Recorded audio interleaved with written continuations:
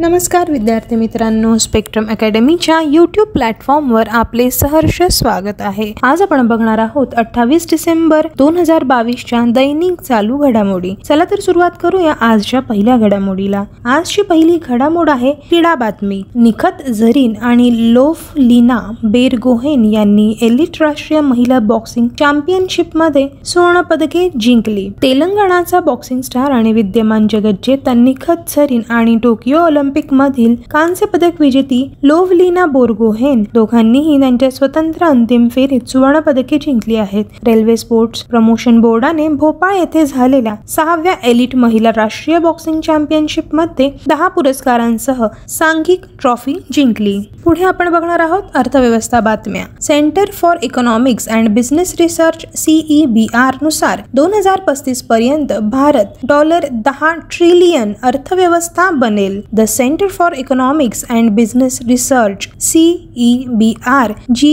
UK आधारित अर्थशास्त्र सल्लागार आहे ने भाकीत केले आहे की भारत 2037 पर्यंत तिसरी सर्वात मोठी अर्थव्यवस्था बनेल। अहवालाच्या 14व्या आवृत्तीत नमूद केले आहे की पुढील 5 वर्षांमध्ये वार्षिक दर GDP वाढ सरासरी 6.4% अपेक्षित आहे। त्यानंतरच्या 9 वर्षात सरासरी 6.5% वाढ अपेक्षित आहे। वळूया पुढील घडामोडीकडे। वर्ल्डलाइन ई-पेमेंट्स इंडियाला रिझर्व्ह बँकेची पेमेंट ॲग्रिगेटर म्हणून काम करण्यास मान्यता मिळाली आहे। वर्ल्डलाइन ई-पेमेंट्स इंडिया डिजिटल पेमेंट्स मध्ये आघाडीवर आहे। याला reserve bank of India RBI कडून पेमेंट ॲग्रिगेटर PA म्हणून काम करण्यासाठी तत्वतः अधिकृतता प्राप्त झाली आहे। RBI ची अधिकृतता 17 मार्च 2020 रोजीच्या पेमेंट्सच्या नियमावलीवरील मार्गदर्शक तत्वांच्या तरतुदींनुसार होती। बघूया पुरस्कार बातम्या। भारतीय सायकलपटू स्वस्ती सिंगला 30वा एकलव्य पुरस्कार मिळाला आहे। भारतीय सायकलपटू स्वस्ती सिंग हिला 2022 सालासाठी प्रतिष्ठित 30वा एकलव्य पुरस्काराने सन्मानित करण्यात आले आहे। हा पुरस्कार IMFA च्या धर्मादाय शाखा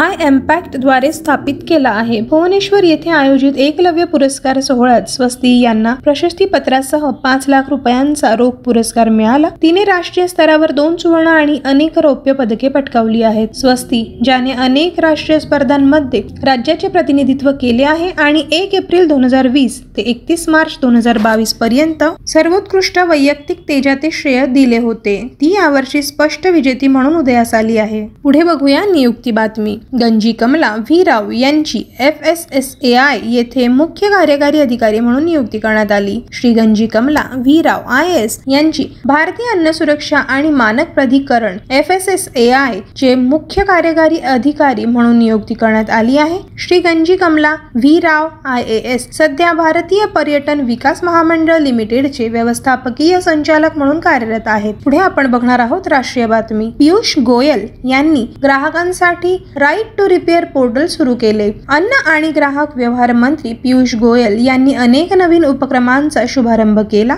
ज्यात पोर्टल दुरुस्तीचा अधिकार आणि NTH मोबाईल ॲपचा समावेश आहे आणि राष्ट्रीय ग्राहक हेल्पलाईन केंद्राचे नवीन परिसर उघडले। ग्राहक व्यवहार विभाग आणि IIT BHU वाराणसी यांच्यात सामंजस्य करारावर स्वाक्षरी करण्यात आली। तसेच ग्राहक आयोगाच्या क्षमता वाढवणारा कार्यक्रम सुरू केला गेला। बघूया शेवटची घडामोड आंतरराष्ट्रीय बातमी। मालदीवच्या फौजदारी न्यायालयाने माजी राष्ट्राध्यक्ष अब्दुल्ला यामीन यांना 11 वर्षाच्या तुरुंगवासाची शिक्षा सुनावली आहे। मालदीवच्या फौजदारी न्यायालयाने माजी अध्यक्ष अब्दुल्ला यामीन यांना 11 वर्षाच्या तुरुंगवासाची शिक्षा सुनावली आणि एका खासगी कंपनीकडून किकबॅक मिळवण्यासाठी संबंधित भ्रष्टाचार आणि मनी लॉन्ड्रिंगच्या आरोपात दोषी आढळल्यानंतर त्यांना $5 दशलक्ष दंड ठोठावला आहे। यामीन यांनी कोणतेही गैरकृत्य केल्याचा इन्कार केला आहे। 2018 मध्ये त्यांनी सत्ता गमावली, परंतु 2023 मध्ये होणाऱ्या निवडणुकीसाठी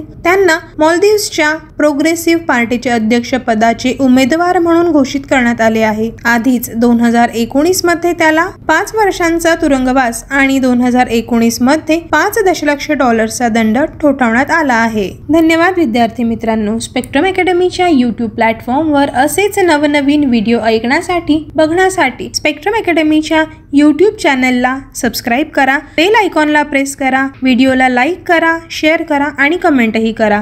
अर्थातच व्हिडिओ लाईक केल्याबद्दल धन्यवाद।